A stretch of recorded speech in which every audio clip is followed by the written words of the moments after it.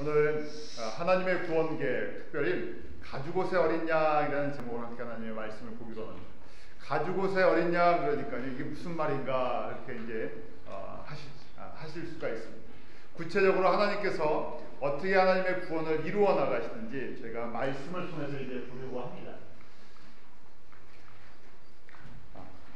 지난주에 여제우선 예수 그리스도라는 그 제목을 함께 하나님의 말씀을 보았습니다. 몇 장 몇 절이죠? 여제우선으로 오시는 예수 그리스도? 창세기 3장 15절. 이건 잊지 마시기 바랍니다. 왜냐하면 구약성경 전체에 흘러가는 가장 중요한 척추와 같은 말씀이기 때문입니다. 우리의 몸이 척추를 중심으로 다 뼈들이 연결이 되어 있지 않습니까? 척추가 빠져버리면 어떻게 됩니까? 척추가 빠져버리면 죽겠죠. 척추가 없으면 설 수가 없죠. 연체동물이 되어버립니다. 흐느적거리고요. 살 수 없을 뿐더러 사람의 형태를 갖추지 않습니다. 그러기에 여자의 후손으로 오시는 예수 그리스도를 성경에서 싹 뽑아버리면 뭐만 남겠습니까? 남는 게 별로 없어요. 그러기에 저희가 그동안 공부한 것들 한번 다시 되돌아보면요. 하나님의 진노가 불순종한 아담과 아담의 모든 자손들에게 이어진다 그랬습니다. 그 하나님의 진노하심, 하나님의 그 분노하심, 하나님의 징계가 무슨 결과를 낳았습니까? 사람이 죽는다는 것입니다. 흙으로 왔기 때문에 흙으로 돌아가는 것입니다. 흙을 위해서 흙에서 살다가 흙으로 돌아가는 인생에 불과하다는 것입니다. 그것이 하나님의 진노인데, 하나님의 이 진노를 풀려면 하나님 차원에서 풀으셔야 되는데, 성경은 무슨 내용이냐? 여러 가지 성경에서 다양한 것들을 뽑아낼 수 있지만 성경에서 말씀하는 하나님께서 우리에게 성경을 주신 목적은 무엇을 이루기 위해서요? 구원을 이루기 위해서. 잃어버린 진노 가운데 있는 하나님의 자녀를 구원하기 위해서 성경을 우리에게 베푸신 것입니다. 그렇기 때문에요, 이 성경을 다른 각도로 보면요, 무슨 이야기든지 다 알 수 있죠.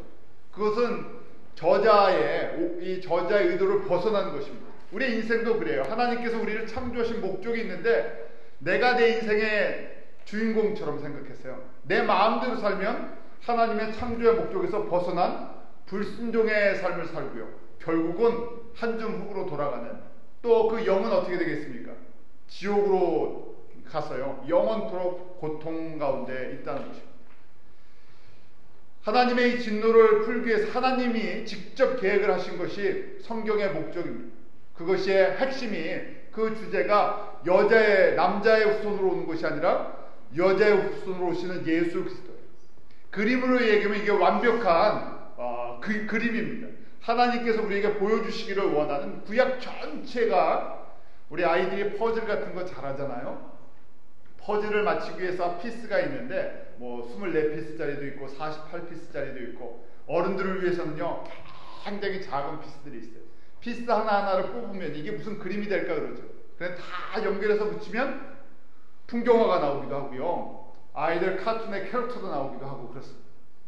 바로 성경 전체의 피스 한 조각을 갖다가 다 맞춰갖고 완성한 그림이 무슨 그림이라고요? 지금 여자의 후손 예수 그리스도, 인간의 몸으로 오시는 그 성자 예수님을 통해 이 예수님께서 십자가의 나를 위해서 피 흘려주시고 나의 죄를 사해 주시고 나를 사망에서 생명으로, 죽음에서 부활로 인도하신다는 것이 하나님의 완성된 그림이죠.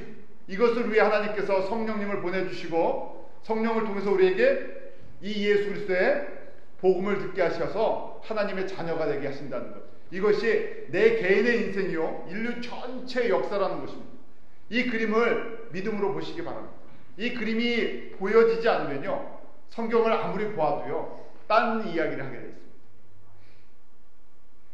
자, 이 여자의 후손으로 오시는 예수 그리스도를 보여주기 위해서요, 하나님께서 오늘 제가 계속해서 말씀을 나누는 하나님의 구원 계획이라는 그림을 한 피스씩 보여주기 시작하신 것입니다. 자, 그 첫 번째 그림이요, 바로 아담이 타락한 이후에 아담에게 지어주셨던 가죽옷이라는 것을 통해서 예수 그리스도, 여자의 후손으로 오시는 예수 그리스도를 보여주시는 것입니다. 아무리 높은 그 빌딩이라도요, 첫 번째 계단부터 올라가야 되죠. 엠파이어 스테이트 빌딩을 갑자기 날라서 올라갈 수는 없습니다. 그렇죠?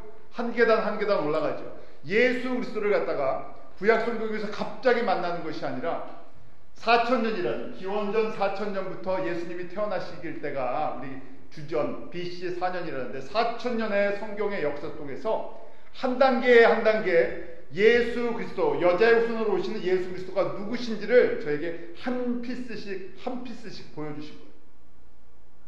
그래서 아담에게 보여주셨던 것이 여자의 후손으로 오시는 예수 그리스도에서 가죽옷을 입는 것을 가르쳐 주셨어요.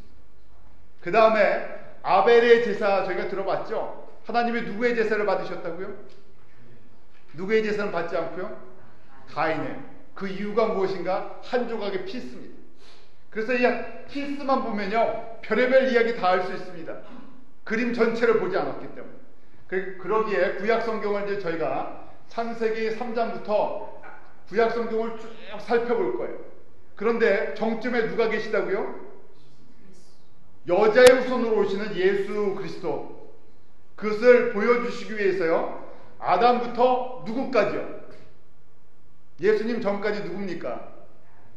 예수님을 보면서 하나님이 보내시는 우리의 죄를 짊어가는 하나님의 어린 양이라고 선포한 예언자, 선지자가 누굽니까? 세례 요한. 그러니까 지금 아담부터 세례 요한까지 여자의 후손으로 오시는 이 예수 그리스도를 한 조각씩 보여주신 거예요. 근데 그림이 어떤 건 겹치는 부분들이 있어요.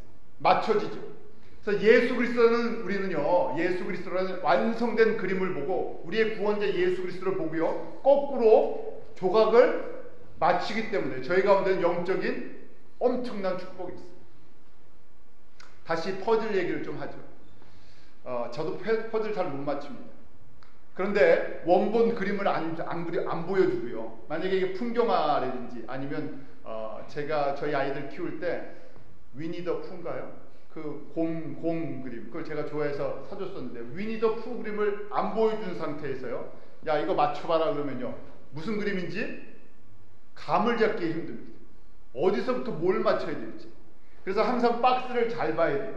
박스 전체에 이 그림이 무슨 전체 그림이 뭔구나 하고요, 그럼 맞춰 나갈 수가 있는데 전체 그림이 하나도 없는 상태에서 조각만 쫙 깔아주고요, 맞히라 그러면요, 뭐 천재에 대해 맞히겠죠. 마찬가지예요. 저희가 받은 영적인 축복은 무엇인가?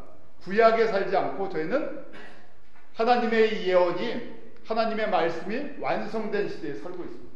그래서 원본 그림을 갖다가요, 원형 그림을 보면서요, 한 조각을 볼 수 있어요. 자, 지금부터 저희가 이제 아담이 타락한 이후부터 세례 요한까지 어떻게 여자의 후손으로 오시는 예수 그리스도를 성경이 믿음의 사람을 통해서, 성경의 사건들을 통해서, 이스라엘의 역사를 통해서 우리에게 보여주시는지를 보려고 하는 것입니다. 인간의 역사는요, 다른 역사가 아니라 이 하나님의 구원을 보여주기 위한 역사예요. 이스라엘의 역사는 다른 역사가 아니라요, 이스라엘의 역사는 예표적으로 하나님의 구원을 이루시는 이 예수 그리스도의 이 구원의 완성을 보여주는 그런 예고편과 같은 그런 역사라는 것입니다. 이러한 믿음의 눈이 저희가 이 말씀을 통해서 떠지고요, 우리가 인생을 보는, 또 세상을 보는 눈이 바뀌는 은혜가 임하기를 원합니다. 이것이 저희가 성경을 연구하고 보는 목적 중에 하나입니다. 자, 이걸 잘 이해하셔야 돼요. 지금 이제 첫 번째 계단으로 들어갑니다. 예수 그리스도, 여자의 후손으로 오시는 예수 그리스도를 첫 번째 아담에게 보여주신 그림이에요. 굉장히 희미한 그림입니다. 아담은 이걸 보면서요, 이해를 할 수 있었을까? 앞으로 4,000년 후에 인간의 몸으로 오셔서 우리를 위해 죽으시고 부활하신 예수 그리스도를 이해할 수 있었을까? 굉장히 희미한 그림입니다. 1단계인데요, 뭐라고 되어 있습니까? 제목이 가죽옷의 어린 양. 여러분들 이제 잘 적어두시고요, 여러분 거 만드십시오. 하나님께서 처음에 남자 여자 아담과 이브를 만드시고요, 옷을 주셨습니까? 안 주셨습니까? 성경에 옷을 입었다는 얘기가 없어요. 자, 그러면서 이런 말씀이 있죠. 창세기 2장 25절인데 창세기 2장 25절 같이 읽겠습니다. 시작. 아담과 그 아내 두 사람이 벌거벗었으나 부끄러워하지 아니하니라. 여러 가지 상상을 할 수 있을 텐데요. 너무 깊이 상상하지 마십시오. 첫째 에덴 동산은요, 완벽한 상태입니다. 사람이 살기에 옷을 필요로 하지 않는 그런 아주 최적 온도의 최적 환경이에요.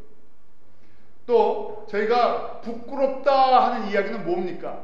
우리가 부끄럽다 할 때 뭐 하면 부끄러워요? 뭐 할 때요? 밝히지 말아야 할 것이 드러냈을 때, 내 죄나 내 약점이나 내 허물이 드러날 때, 그럼 부끄러운 거예요. 그 다시 이 말씀을 잘 생각하면 부끄러운 거 없는 사람 없어요. 내가 하늘을 우러러 한 점 부끄러움이 없기를 그런 시가 있잖아요. 부끄러움이 다 있어요. 부끄러움을 주는 원인은 내 안에 감추고 싶은 부분이 있기 때문에. 아담과 하와를 하나님께 만드실 때는요, 부끄러움이 없었어요. 왜냐하면 감출 것이 없기 때문에. 둘이 한 몸과 한 마음이었고요, 하나님과 항상 얼굴과 얼굴로 마주보면서 교제했기 때문에요, 부끄러움이라는 것이 존재하지 않았습니다. 죄가 그 가운데 없었기 때문이었습니다. 아담과 하와가 범죄하고 죄가 들어왔을 때 비로소 부끄러움을 느끼기 시작했어요. 죄가 드러나는 것이 영 불편한 겁니다. 그래서 만든 것이 무엇이라고요? 옷을 만들었어요. 자, 창세기 3장 7절에 보면 옷을 만들어 입기 시작하는데, 우리 한번 같이 읽어보죠. 3장 7절입니다. 시작. 이에 그들의 눈이 밝아 자기들의 몸이 벗은 줄 알고 무화과 나무 잎을 엮고 치마를 하였더라. 옷을 처음 만들었는데 무슨 재료 갖고요? 무화과 나무 잎을 가지고 처음 옷을 만들었어요. 옷을 만든 이유가 뭐라고 되어 있습니까? 자기 몸에 벗은 줄 알고 부끄러워서 그것을 감추기 위해서 옷을 만들었다는 얘기예요. 그것이 의복의 옷의 역사의 시작입니다. 옷은요, 다른 목적이 아니라 첫 번째, 부끄러운 부분을 감추기 위해서, 위장하기 위해서 만들어냈어요. 그런데 어느 부분을 감췄습니까? 치마를, 원피스를 만들어 입었나요? 투피스를 만들어 입었나요? 롱스커트요? 미니스커트요? 미니스커트. 무화과 이파리 같고, 자, 원시인들 생각하시면 되겠죠. 아니면 천지창조 영화를 보셨으면 알아서들 상상을 하십시오. 그런데 분명한 것은 어디를 가렸습니까? 주요 부위를 가렸어요. 머리를 가렸나요? 눈을 가렸나요? 우리가 쉽게 말하는 생식기를 가렸어요. 왜 생식기가 부끄러웠을까요? 여기서부터 죄라는 문제가 생기기 시작했어요. 죄라는 문제가 우리 생식기를 부끄럽게 만들었어요. 자녀를 낳는 것이 부끄럽습니까? 왜 부끄러워지기 시작했을까요?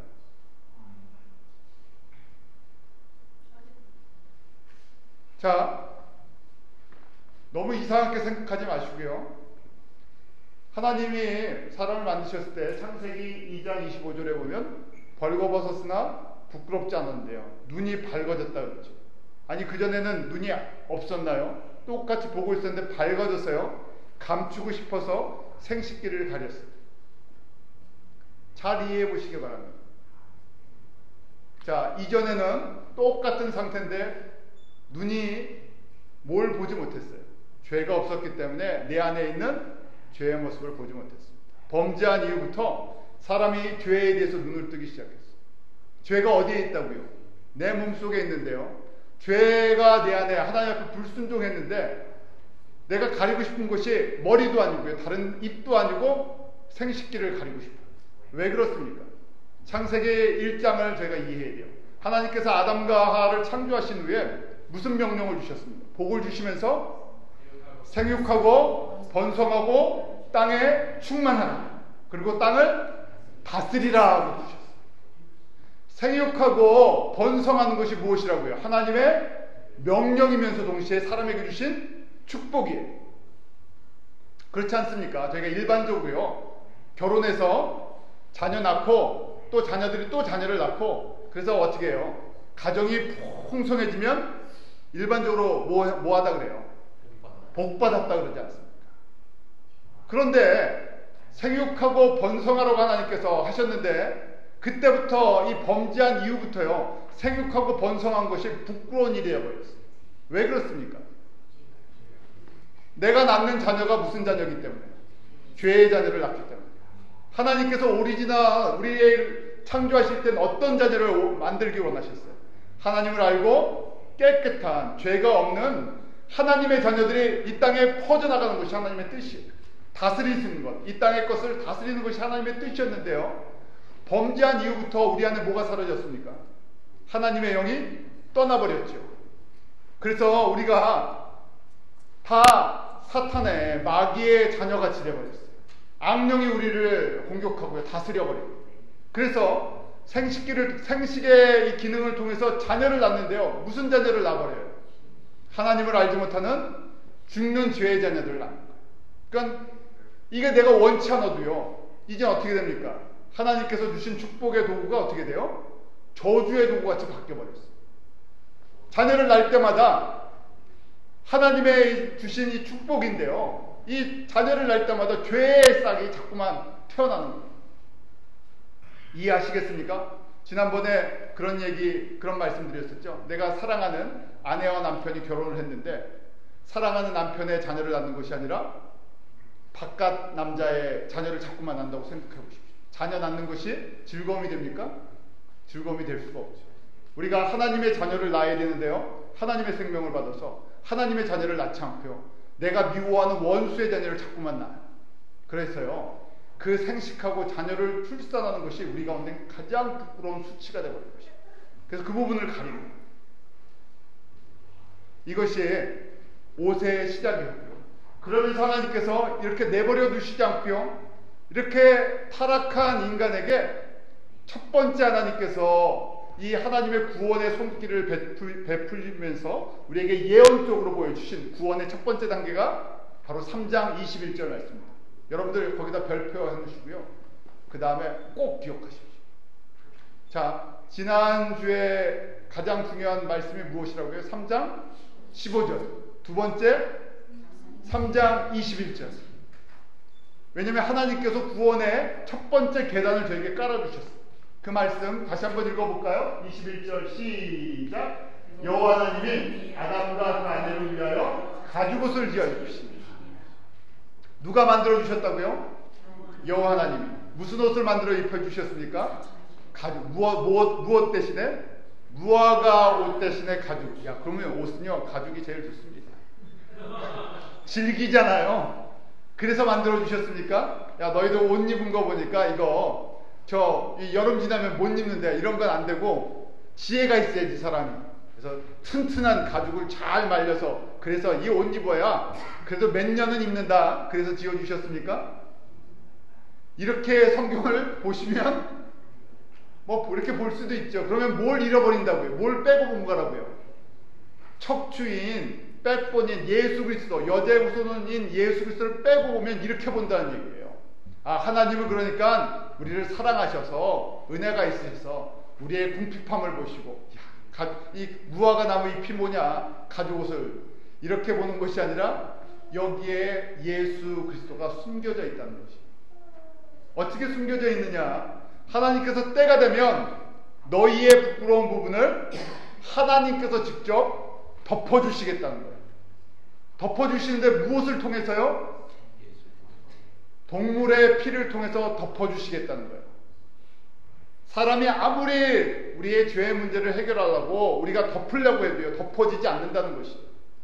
우리가 아무리 우리의 부끄러움을, 우리의 수치를, 우리의 인생의 문제를 내가 해결하려고 해도 그 부분은 인간적으로 하는 것은 한계가 있다는 것이에요.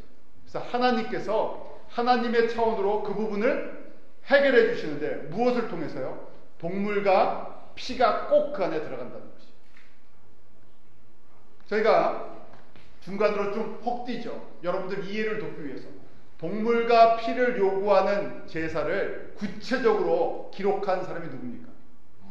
모세 레위기에 보면 제사법이 나오잖아요. 꼭 동물의 피, 동물을 잡아서 드려야 됩니다. 그래서 구체적으로 문서화했어요. 모세는요, 예수님이 오시기 몇 년 전 사람입니까? 1500년. 근데 지금은요, 예수님 오시기 4000년 전에 이미 이렇게 하나님께서 첫 번째 단계 속에서 언젠가 너희들에게 이제 구체적으로 설명을 해줄 텐데 지금은 이것만 알아라. 그래서 가죽옷을 만들어 주시는데요, 동물을 잡아서 피를 흘려야 그것이 너의 죄들을, 너의 부끄러운 것을 덮어줄 날이 있을 거다고 말씀해 주신 것입니다. 이것이 바로 예수 그리스도의, 여자의 후손으로 오신 예수 그리스도의 첫 번째 구원의 예표, 구원의 1단계라는 것이죠. 이게 첫 번째 그림이니까 이 그림만 딱 보면요, 희미하잖아요. 그런데 여자의 후손 예수 그리스도를 저희가 보니까 이 그림이, 이 그림이 꼭 필요한 그림이군요. 바로 아담이 타락한 이후에 바로 하나님께서 내가 너와 너의 자손들을 이렇게 구원하시고 이렇게 용서하실 것이라는 것을 첫 번째 그림을 쫙 보여주신 거예요.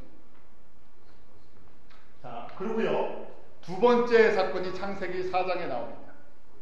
성경은요, 무엇 중심으로 기록이 되어 있다고요?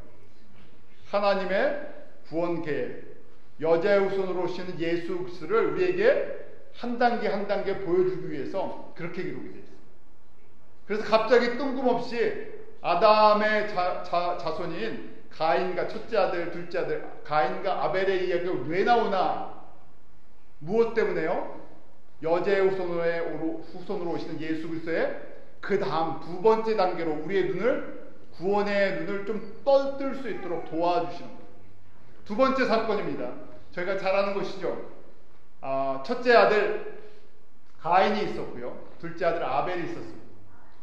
여기에 많은 질문들을 할 수 있었어요. 그럼 아들이 둘뿐이 없었냐? 딸은 없었냐? 사람은 어디서 태어났냐? 그거는 성경에 기록이 나와 있지 않아요. 왜냐하면 성경은 하나님의 구원의 역사를 우리에게 보여주시기 위한 것이지 우리가 궁금한 모든 것을 다 풀어주기 위해서 기록한 것이 아니기 때문에 그것은 뭐 신학자들이나 뭐 연구하는 목회자들이 연구를 하지만 클리어한 앤서는 찾기가 좀 힘들어요.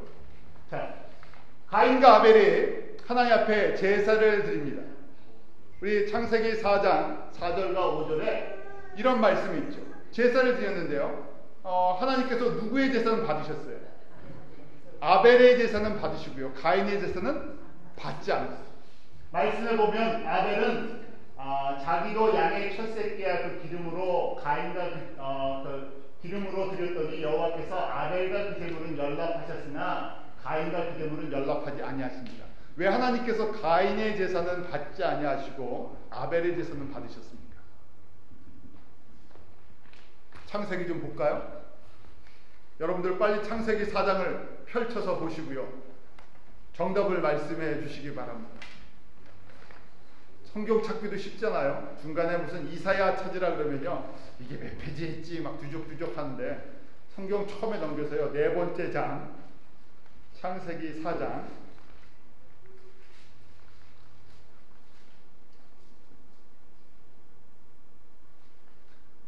2절에 보면 가인은 아벨은 양치는 자였고 가인은 농사하는 자였다.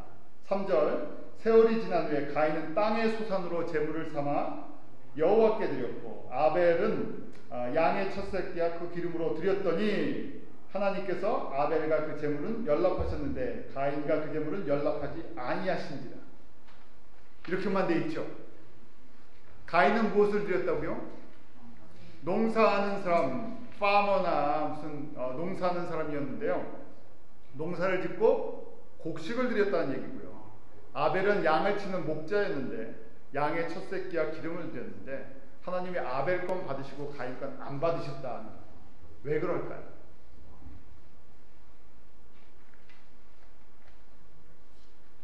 하나님은 채식을 싫어하시고 육식을 좋아하시기 때문에 그렇습니다. 그렇게 믿으시면 아멘 해보시기 바랍니다. 안 그러세요? 하나님은 육식을 좋아하세요. 그렇죠? 자, 이걸 이해하려면요, 첫 번째 단계를 알고 저희가 다시 확인해야 돼요. 계단이 갑자기 점프해 가지 않고요, 한 단계 한 단계 우리를 쫓아오게 해요. 첫 번째 단계 무엇을 우리에게 가르쳐 주셨다고요? 가죽옷, 동물과 피가 필요한 제사를 우리에게 가르쳐 주셨다. 가인과 아벨이 제사를 드렸다는 얘기는 이미 제사를 드려야 한다는 것을 누구에게 배웠겠습니까? 아버지 아담에게 배웠겠죠. 하나님이 제사를 원하시는데 무슨 제사를 드려야 된다고요? 동물과 피가 들어가 있는 제사를 드려야 된다는 걸 들었다는 것이에요. 그래서 그것을 아벨은 듣고 순종한 것이고요. 이해가 다 안 돼요. 예수 그리스도가 안 보이는데요. 이게 왜 이렇게 드리려는지 잘 이해가 되지 않습니다. 지금 두 번째 단계인데요. 아직 4,000년이 지나서 일어날 일이 이렇게 보이겠습니까? 그런데 말씀에 순종해서 동물과 피의 제사를 드렸는데 가인은요, 좀 똑똑하면요, 사람이 시키지 않는 것까지 생각을 해요. 아무거나 드리면 되지. 난 농사꾼인데 뭐 이렇게 복잡하게 드리면 되지 해서요, 농사한 것을 드릴 수도 있었겠죠. 그 말씀을 듣고요, 그 말씀의 중요성을 갖다가 인정하지 않았다는 얘기예요. 그래서 하나님께서 아벨의 제사만 받으셨습니다. 구체적으로요, 아벨과 가인의 차이는 무엇이었나? 히브리서 11장 4절에 이렇게 기록이 되어 있어요. 여러분들 거기다 잘 적어놓으십시오.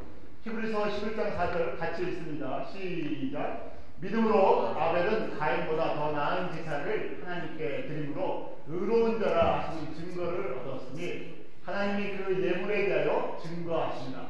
저가 죽었으나 그 믿음으로써 오히려 말하느니라. 굉장히 어려운 말씀처럼 들립니다. 이 한 절만 딱 뽑아버리면요, 지금 창세기 4장 4절과 5절, 창세기 4장의 사건을 이해하지 못하면요, 아니요, 창세기 3장 21절, 창세기 3장 15절의 말씀을 이해하지 못하면 이 말씀이 무슨 말인지 이해가 안 가요. 여러분들 이 말씀 한번 보십시오. 아벨은 가인보다 믿음으로 더 나은 제사를 드렸다. 그렇죠? 믿음으로 제사를 드렸기 때문에 하나님이 받으셨다, 이렇게 저희가 이야기를 합니다. 근데 믿음은요, 추상적이지 않습니다. 무엇을 믿고 하나님 앞에 드렸냐는 것이에요. 믿음의 내용이 무엇이냐는 것입니다. 우리가 그냥 믿음으로 사세요, 믿음으로 사세요, 그런 얘기 하잖아요.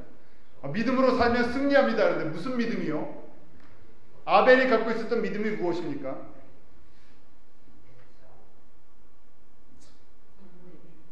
동물을 드리면 하나님께서 언젠가 우리의 죄와 우리의 허물을 덮어주시고 씻어주신다는 그 믿음이 있었다는 거예요.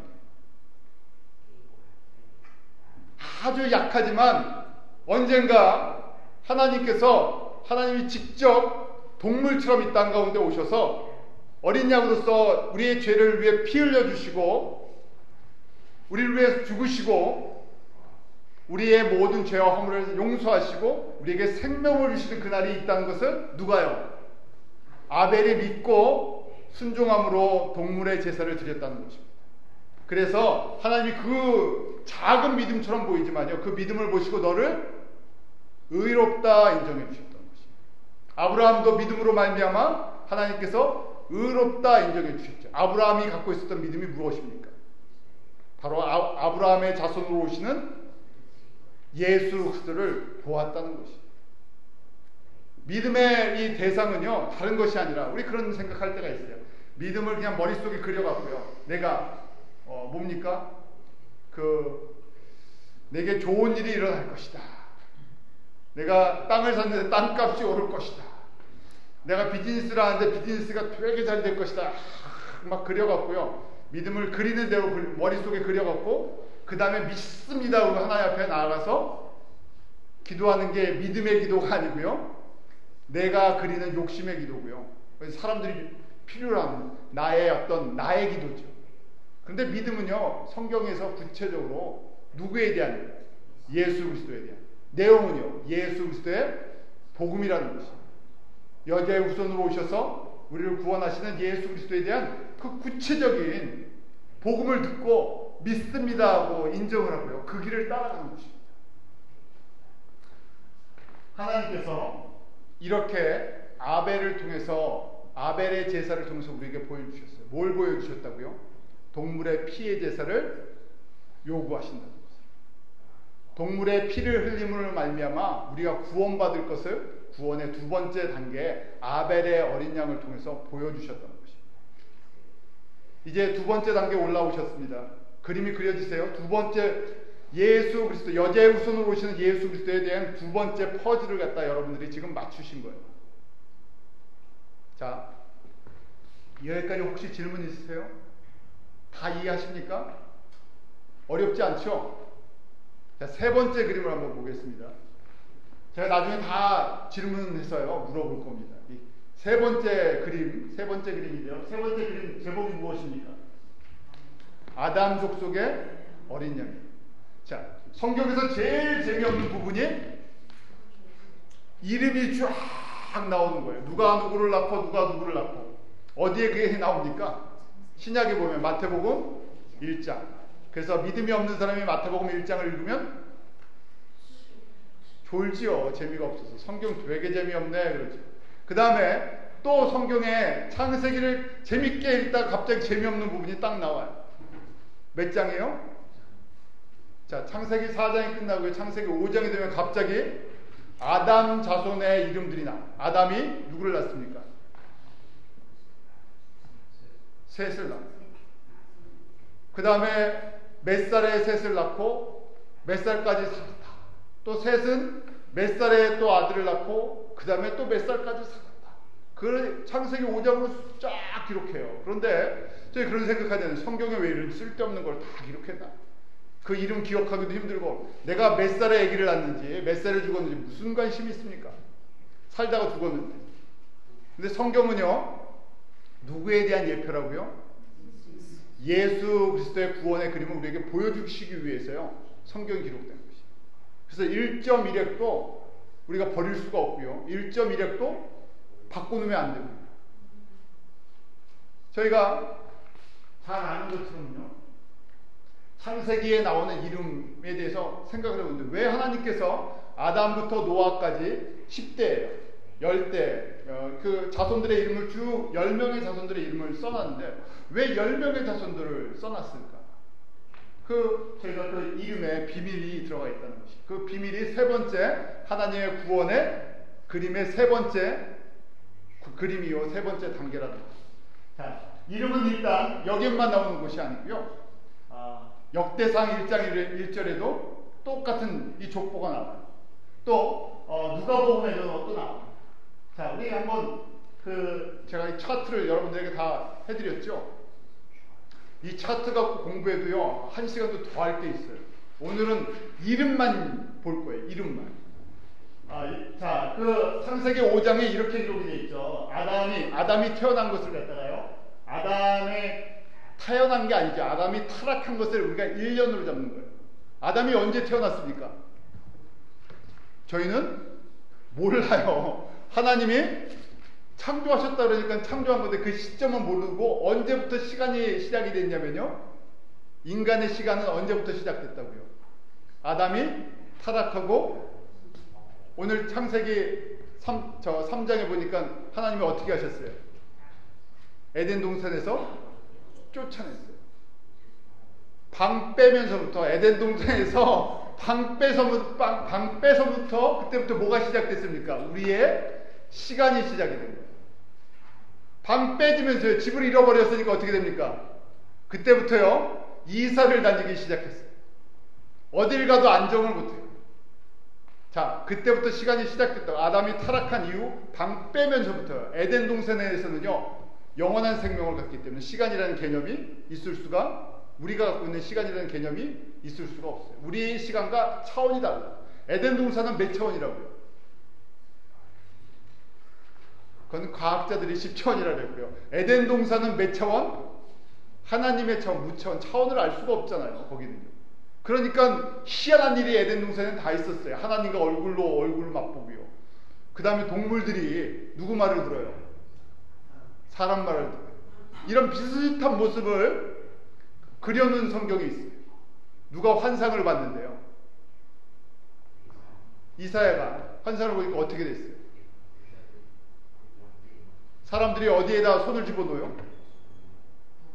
독사한테 손을 집어넣는데 독사가 뭡니까? 안 물어요. 그 다음에 어디 가서 놀아요? 사자굴에 같이 있어요. 저희는 차원이 다른 얘기를 하는 거예요. 어디의 차원입니까? 에덴 동산의 회복된 차원입니다. 자, 그때는 차원이 우리랑 다르다고, 시간 개념과 공간 개념이 우리랑 완전히 다릅니다. 그래서 사람이 타락한 이후에 시간과 공간의 제한을 받은 이런 3차원적인 존재가 됐다는 것이에요. 그래서 이제 나이를 먹기 시작합니다. 별거 아닌 것처럼 나이를 먹는데요. 아담이 셋을 몇 살에 낳았다고요? 제가 옐로우로 쭉 표시되어 있죠. 그게 첫 번째 이제 지금 하나님의 구원을 이루는 자녀들이 태어난 나이예요. 셋을 몇 살에 낳았다고요? 130에 나서요. 몇 년을 살았습니까, 아담이? 그 순서대로예요. 930년을 살다가 죽었어요. 그러니까 아담이 타락한 때부터 연도가 시작된데 아담이 몇 년에 죽었어요? 아담이 태어난 이후에 태어나면 쫓겨난 후에 930년 만에 죽었어요. 그 다음에 셋은 몇 살에 아기를 낳습니까? 105살에 누구를 낳았어요? 에노스를 낳았어요. 그리고 912년을 살다가 죽었기 때문에 아담 이후에 1042년에 죽었습니다. 자, 쭉 내려가세요. 그래서 람에게 노아를 낳을 때 182세에 노아를 낳았어요. 그러면 아담이 타락한 시점에서 노아가 태어날 때까지 몇 년이라고요? 몇 년이 걸렸어요? 아담부터 노아까지. 이해하시겠습니까? 아담부터 노아가 태어나는 그 순간까지 아담이 타락한 그때를 1년으로 잡았을 때 몇 년이 걸렸다고요? 거기 써놨잖아요. 1056년에 태어났다고 노아가. 그걸 어떻게 계산하느냐? 저 옐로우로 표로, 노란 표로 되어 있는 그걸 싹 더하면요 1056년이 나와요. 그냥 여러분들이 알아두세요. 그래서 아담부터 노아까지 몇 년 차이가 있습니까? 아담이 타락한 것부터 노아가 태어날 때까지 1056년. 그러면요 아담이 살 때 누구랑 같이 살았을까? 아담이 살 때요. 아담이 살아있을 때 누구까지 봤을 것 같아요?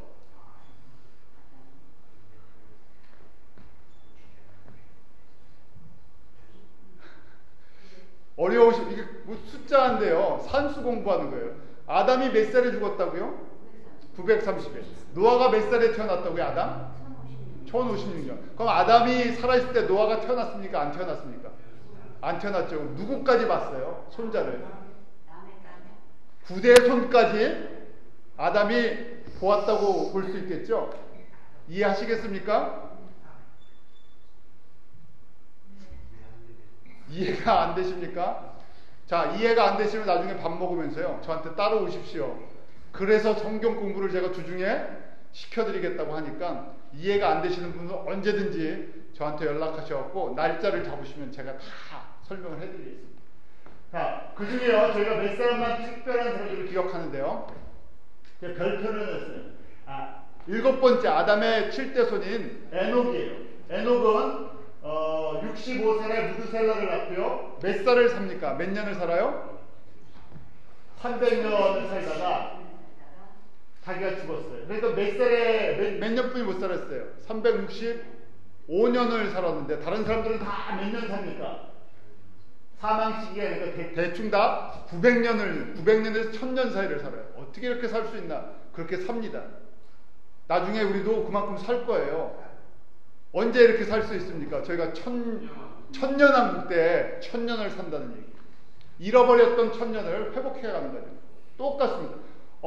바뀌는 거예요, 순서가. 자, 그런데 에녹은 365살에 죽었습니까? 어떻게 됐어요? 승천했죠. 그래서 하나님께서 에녹을 의인이라고 하셨는데, 믿음으로 사는 사람들은 나중에 들림받는다는 것, 죽음을 맛보지 않는다는 것을 상징적으로 하나 보여주셨어요.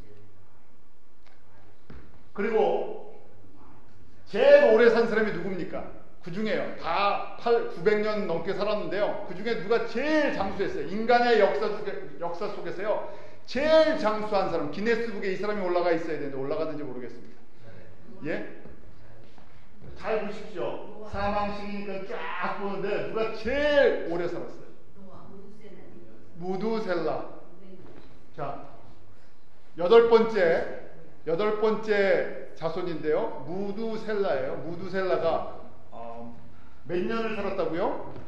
969. 외우기도 얼마나 좋습니까? 앞으로 하나 뒤로 하나 똑같아요. 다른 사람들 나이는 언제 죽었는지 몰라도 무두셀라는 하나 기억해 두십시오. 성경이 기록되어 있고요. 하나님께서 목적이 있어서. 자, 그러면요, 이제 그 이름의 비밀을 한번 좀 보도록 하죠. 자, 하나님께서 지금 여자의 후손으로 오시는 예수 그리스도를 보여주신 세 번째 단계로요, 아담의 자손들을 갖다가 10명의 자손들을 노아까지 1000년 동안 보여주셨어요. 1000년 동안 보여주시면서요, 중요한 것, 이스라엘 사람도요, 한국 사람처럼 이름에 뭐가 있다고요? 뜻이 있어요. 하나님께서 이름에 일부러 뜻을 집어넣으십니다. 그래서 그 메시지를 주시는데요, 이름 속에 비밀이 들어가 있어요. 자, 지금부터 이제 이름을 이제 보는 거예요. 첫 번째 아담의 뜻은요, 아담이라는 것은요, 맨이에요. 맨. 사람. 첫 번째 아담의 뜻은요, 맨이라는, 사람이라는 뜻이에요. 두 번째, 그 아들을 낳고 셋이라고 했는데 셋의 이름의 뜻은요, 임명된, appointed, predestined. 하나님께서 목적이 있었어요. 그 아들 삼으셨다는 얘기. 원래 첫 번째 아들이 누구였습니까? 사장이 보면 가인인데 불순종해서 어떻게 합니까? 족보에서 이름 빼버리셨어요. 잘 생각하십시오. 하나님께서 하나님의 구원의 은혜를 베푸셨는데 이걸 불순종하면 어떻게 한다고요? 이름 빼버리실 수도 있어요. 족보에서 이름 빠지니까요, 그 다음부터 가인은요 끝났어요. 세상 가운데서는 유명한 사람이 됐는지 몰라도요, 하나님의 구원을 이루어 나가는 이 구원의 역사 속에서요, 그 이름이 빠져버렸죠. 그 다음에 아벨은 믿음의 사람을 상징적으로 보여줍니다. 믿음으로 살았는데 결과가 어떻게 됐어요? 이 땅에서 형제한테 죽임을 당하고요, 죽어버렸어요. 피해 역사죠. 순교의 역사. 그래서 믿는 사람을 누가 핍박을 한다고요? 안 믿는 사람들이 핍박을 하는 게 아니라 누가요? 같이 믿었는데 엉뚱한 길로 가는 사람들이 꼭 그 옆에서 핍박을 한다는 거예요. 안 믿는 세상 사람들이 핍박하면요, 이해합니다. 예수님을 모르니까. 예수님을 안다고 하는 사람들이 이 복음의 이 핵심을 몰라갖고요, 거꾸로 핍박을 하면 그건 괴롭습니다. 형제인데. 이게 하나님께서요, 그래서 이 아벨의 죽음을 통해서 진짜 믿음의 길을 걸어가는데 핍박을 하는 사람은 멀리 있는 사람들이 아니라 같은 이 핏줄이었던 사람들이, 가까운 사람들이 핍박을 하는구나 하는 것을 보여주셨어요. 바울도 예로 보여주시죠. 바울이 누구에게 핍박을 많이 받았어요? 이방인들이 아니라 같은 유대인들에게 핍박을 받았어요. 자, 그 다음에 세 번째 아들이 누구라고요? 세 번째 에노스죠. 에노스는요, 그 아노시인데요, 치료될 수 없다 하는 의미의 그것이 이제 그런 뜻을 갖고 있어요. 그래서 그것이 파생해서 죽을 수밖에 없는, 모털이라는, 죽을 수밖에 없는 존재라는 거예요. 하나님께서 사람을 범죄한 이후에 이 에노시를 보면서 죽을 수밖에 없는 존재라 하고 이름을 붙여줘 있어요. 네 번째 하대손은 누구요? 케난인데요. 케난이라는 뜻은 슬픔이라는 거예요. 슬픔. 그 다음 다섯 번째 아들은 누구라고요? 오대손이죠. 아들이. 오대손 마할 랄렐이라는 건데요. 마할 랄렐은 복된 하나님, blessed God이라는 뜻이에요. 이름 좋죠? 그 다음에 여섯 번째는요, 야렛. 야렛은요, 내려올 것이다 하는 뜻을 갖고 있어요. 그 다음에 일곱 번째 에녹은요, 가르침, teaching이라는 것이 있어요. 자, 여기 잠깐만요. 에녹이 무슨 말씀을 받았습니까? 에녹이요, 에녹의 아들의 이름을 잘 보세요. 에녹의 아들의 이름이 뭡니까? 무두셀라예요. 무두셀라는요, 무두랑 샬라의 합성어예요. 두 단어가 이제 합성되는데 무두라는 것은요. 거기 보면 죽음이라는 것이고요. 샬라는 것을 뭘 가리켜 줄 것이다. 그러니까 무두셀라가 죽으면 뭐가 내려온다는 거예요. 무두셀라의 he that shall bring 무두셀라가 죽으면요 무슨 사건이 일어난다는 것이에요. 근데 무두셀라가 죽었을 때 무슨 사건이 일어나는지 아십니까? 다시 거꾸로 가볼까요? 자, 무두셀라가 969년을 나이를 제일 오래 살았죠. 무두셀라가 죽을 때 아담 이후부터 몇 년 지났습니까? 무두셀라가 제일 오래 살았다니까요. 거기 써 있잖아요. 무두셀라가 687년에 태어났는데 969년을 살았어요. 그러니까 몇 년까지 살았어요? 1656년을 살았어요. 그런데 이때 무슨 사건이 일어났는지 아십니까? 홍수, 노아의 홍수의 사건이 이때 일어난 사건. 자, 그럼 다시요. 하나님께서 자 이제 이름을 잘 생각해 보세요. 에녹에게요 가르쳐 주셨어요. 뭘 가르쳐 주셨다고? 너의 아들이 죽으면 내가 물로 심판을 할 것이다 하는 것을 가르쳐 주셨다는 거예요. 그 이야기를 듣고 에녹이 어떻게 했다고요? 하나님과 동행하였다고 되어 있어요. 그때부터 그가 믿음의 길을 온전히 걸어가기 시작했다고. 그것을 바라보면서. 그래서 하나님께서 오래 참으시고 은혜를 베푸시는 것을 보여주셨는데 무두셀라가 빨리 죽었으면요. 홍수가 빨리 오는 거예요. 하나님께서 이 하나님의 백성들이 돌아오기를 원하시면서요. 오래 참아주셨죠. 그래서 969년을 살았고요. 무두셀라가 죽었을 때 바로 죽는 해에 홍수가 시작이 됐습니다. 구체적인 홍수가요. 자, 무두셀라 아들의 이름이 뭐라고요? 라멕은 한탄이라는 것이죠. 슬픔, 한탄 이런 거죠. 그 다음에 노아의 이름은요? 위안이라는 뜻이에요. comfort, rest. 노아를 통해서 성경에 그래요. 노아를 하나님께서 태어나게 하시고 노아가 이제 너희들에게 그 슬픔뿐이 없는 너희들에게 위안을 줄 것이다 하고 이야기했어요. 이것이 하나님께서 10명의 이름을 속에서요 보여주시는 것이에요. 한번 이름을 그냥 순서대로 한글로요 말을 만들어 보세요. 어떻게 만들어집니까? 사람은 임명이 되었대요. 어떻게 임명이 되었다고요? 죽을 수밖에 없는 존재로 정해졌다는 얘기. 그래서 슬픈 존재. 이해하시겠어요? 그대로예요. 그런데 복된 하나님이 누구세요? 예수님이 이제 성자 예수님이요 성부 하나님께서 계획을 하셔서 내려보내신다는 것이죠. 그래서 내려올 것이라는 거예요. 성자 예수님이 여자의 후손으로 오실 것인데 그 다음에요 뭘 가르쳐 주신다는 거예요. 뭘 가르쳐 주시냐? 누가 죽어요? 성자 예수님이 여자의 후손으로 오시는 예수님이 죽으시면 그 죽음을 통해서 우리에게 슬픔과 한탄뿐이 없는 인생 속에 뭘 주신다고요? 위로와 생명을 주실 것을 그의 죽음을 통해서 우리에게 보여주실 것이라는 거예요. 이것이 창세기 5장에 하나님께서 이름을 10명을 1000년에 걸쳐서 태어나게 하면서 이름을 하나씩 주셨어요. 그래서 이 이름을 통해서 누구를 발견하라고요? 예수 그리스도를 발견하라고요. 하나님께서 이것을 이 이름을 주면서요. 사실은 창세기를 누가 기록했다고 합니까? 창세기, 출애굽기, 레위기, 민수기, 신명기를 누가 기록했다고요? 모세가요. 모세는 이 사건이 있을 때 살던 사람이 아니라 지금 이게 기원전 4000년 사건이면요. 모세는 기원전 1500년, 앞으로 2500년 후에 태어날 사람인데 이 사건을 어떻게 알았어요? 성령께서 계시해 주셨어요. 이걸 하나씩 풀게 했어요.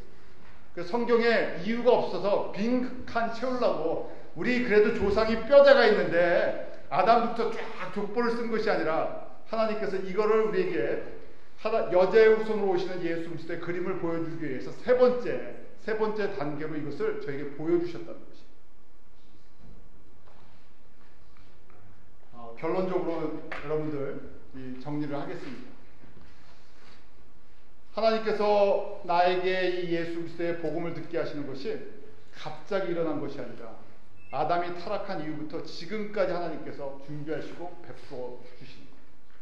그래서 이 한번 구원의 역사를 쫙 보면요, 나를 얼만큼 사랑하세요? 하나님께서 나를 얼만큼 사랑하신다고요. 지금 내가 예수를 아는 시점 2012년에 사는데요, 이때부터 계산하면 몇 년을 하나님께서 나를 기다려 주셨어요? 6,000년을 기다려 주셨어요. 이 놀라운 그림을 갖다가 나에게 지금이요, 저희가 얼마나 복된 인생인지, 이 그림을 저희가 4,000년 전에 한 피스를 보여주면 이게 믿음이 가겠습니까? 물론 하나님의 믿음도 은혜예요. 그런데 이 그림을 완전히 보여주시고요, 이것이 우리가 알아야 할 하나님의 구원의 역사요, 하나님께서 인류를 이끌고 나가시는 방향이라는 것이죠. 나를 그 가운데서, 세상 가운데서요 있는 나를 갖다 붙잡았어요. 이 하나님의 구원의 큰 은혜의 강물로 불러주시고, 그래서 예수를 믿는다는 것이요, 내가 예수를 나의 주, 나의 하나님으로 고백한다는 것이 단순한 사건이 아니라 하나님께서 나를 특별히 사랑하셔서 수천 년의 역사를 통해서 나 하나를 불러주시고 나에게 이 구원의 비밀을 깨닫게 해주시고, 3차원에 썩어지는 존재, 하나님의 나라를 알지도 못하고 들어도 이해도 안 가는 이 상태에 있는 저희를 하나님의 차원으로 초청해 주셨어요. 믿음의 눈을 뜨게 해주시고 예수를 주로 고백하게 하시고, 우리의 인생이 이제 무엇을 하든지, 직장에 다니든 학교를 다니든 미국에 살든 한국에 살든 어디에 살든지 누구에게 초점이 맞춰지라고요? 예수 그리스도를 위해서 살라고. 하나님이 주신 이 생명의 풍성함을 가지고 이 생명이 모든 민족 가운데 증거돼서 다시 하나님이 에덴 동산을 회복하시는 것이 하나님의 뜻이라는 것입니다. 그래서 이것을 갖다 저에게요, 무려 기원전 4,000년부터 아담이 타락한 이후부터 한 조각씩 은혜로 보여주시는 것입니다. 저희가 이 말씀을 볼 때 믿음의 눈이 이렇게 하나씩 하나씩 떠지는 은혜가 저희 가운데 있기를 원합니다. 기도하겠습니다. 하나님 아버지, 저에게 구원의 크신 은혜를 베푸심을 감사를 드립니다. 사람의 지식으로, 이성으로, 경험으로 도저히 저희가 다 깨달을 수 없는 그리스도 예수 안에 감춰져 있는 이 구원의 신비를 저희로 알게 하시고 믿음으로 고백하게 하여 주심을 감사합니다.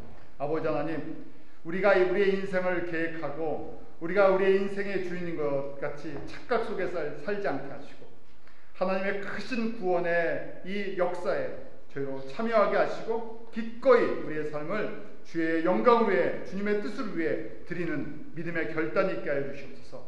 오직 의인은 믿음으로 말미암아 살리라 말씀하신 것처럼 예수 그리스도 안에 있는 이 하나님의 구원의 풍성함이 저희를 다스리게 하시고, 아버지 하나님, 세상의 것을 보면서 우리의 마음이 왔다 갔다 하는 것이 아니라 복음의 말씀, 생명의 말씀 가운데 참된 평강과 기쁨을 가지고 주님과 동행하는 은혜를 누리게 하여 주시옵소서. 예수님의 이름으로 기도하옵나이다.